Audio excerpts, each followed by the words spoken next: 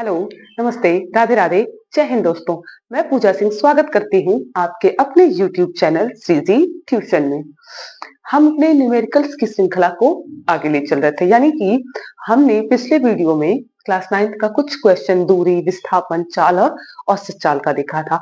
आज हम ना तो कोई अलग से क्वेश्चन देखने वाले हैं और ना ही कोई उदाहरण या किसी रेफरेंस बुक का प्रयोग करने वाले, बल्कि आज हम एनसीईआरटी जो क्लास 9th की है एनसीईआरटी उसके क्वेश्चंस करने जा रहे हैं।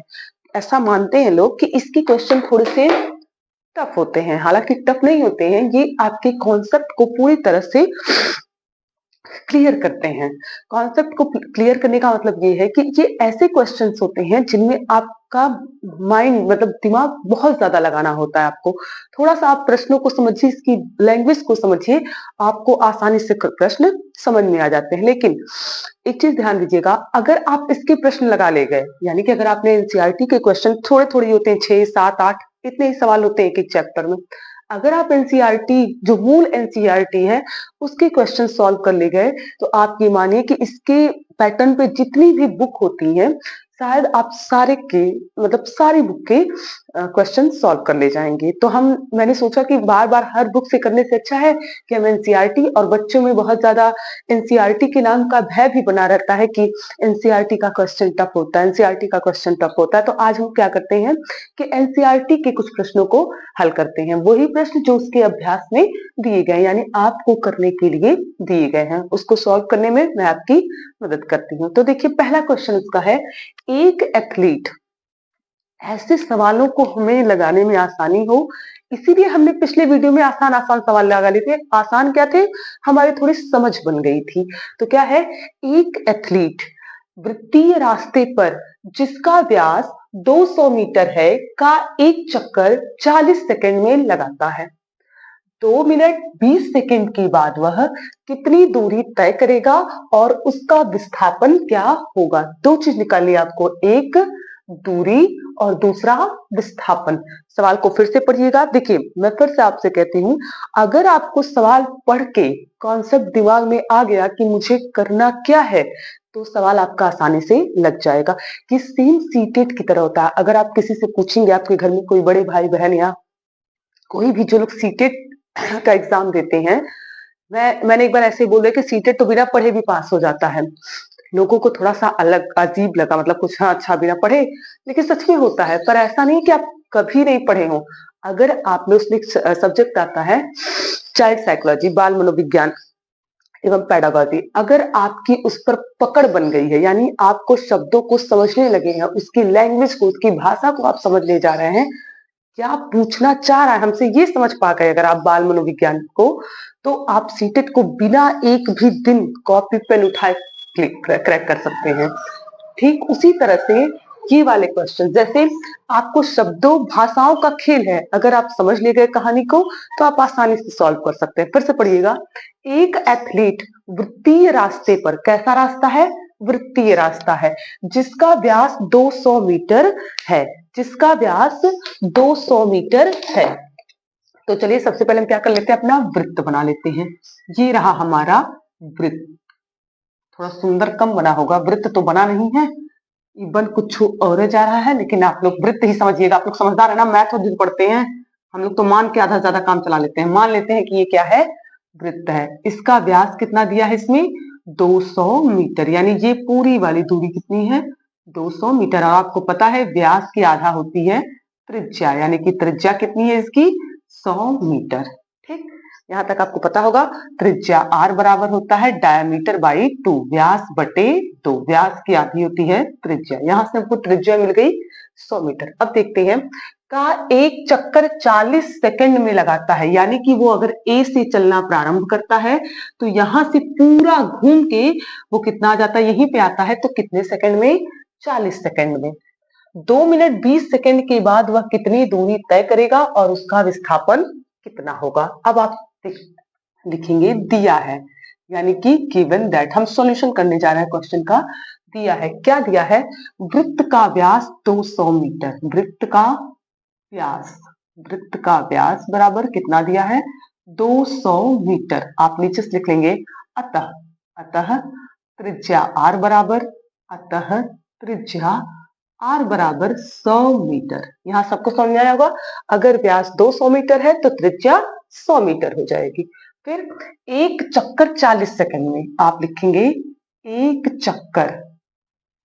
चक्कर लगाने में लगा समय, एक चक्कर लगाने में लगा समय बराबर कितना, लगा समय बराबर 40 सेकंड। 40 सेकंड का समय लग रहा है उसको एक चक्कर लगाने में। अब आप नीचे से एक चीज और लिखेंगे, यहां देखिएगा, एक चक्कर बराबर वृत्त की परिधि, एक चक्कर बराबर वृत्त की परिधि। ये कहां से आया, ये यहां से आया कि वृत्तीय पथ पर अगर यहां से यहां तक पूरा घूम जाते हैं, यहां से लेके ये पूरा रास्ता तय किया एक चक्कर, तो इसी को हम क्या कहते हैं, वृत्त की परिधि। क्या कहते थे, वृत्त की परिधि। और वृत्त की परिधि होती कितनी है, अतः आप लिखेंगे वृत्त की परिधि बराबर, आप लिखेंगे 2 पाई r। कितनी होती है वृत्त की परिधि, 2 पाई r। अतः एक चक्कर बराबर 2 पाई r। तो 40 सेकंड में 40 सेकंड में वो कितनी दूरी तय कर रहा है, 2 पाई r। कितनी, 2 पाई r। तो आप लिखेंगे 40 सेकंड बराबर 2 गुणे पाई का मान 22/7 गुणे r का मान आपको दिया गया है 100। आप सीधे लिखेंगे 22 दूनी 44 और 100 से गुणा करेंगे, आप एक बार और कर लीजिए, गुणे 100/7, ये हो जाएगा 4400/7। ये कितने समय में, 40 सेकंड में इतनी दूरी वो तय करेगा पूरी परिधि की। तो आप लिखेंगे, तो एक सेकंड में तय की गई दूरी, एक सेकंड में तय की गई दूरी, अतः एक सेकंड में तय की गई दूरी बराबर 4400/7। 40 दिया है, एक पूछ रहा है, और हमें पता है जब ज्यादा देख के कम पूछता है तो हम उसी से नीचे क्या कर देते हैं, भाग। अतः 40 से नीचे क्या कर देंगे, भाग। 0 से 0 कट जाएगा, इसको काटेंगे तो हो जाएगा 4 एकम 4, 4 एकम 4, शून्य है तो 4/7। 110/7 मीटर दूरी वो कितने सेकंड में तय कर रहा है, एक सेकंड में। कितने सेकंड में, एक सेकंड में। अब प्रश्न में पूछ क्या रहा है, 2 मिनट 20 सेकंड। आप लिखेंगे अतः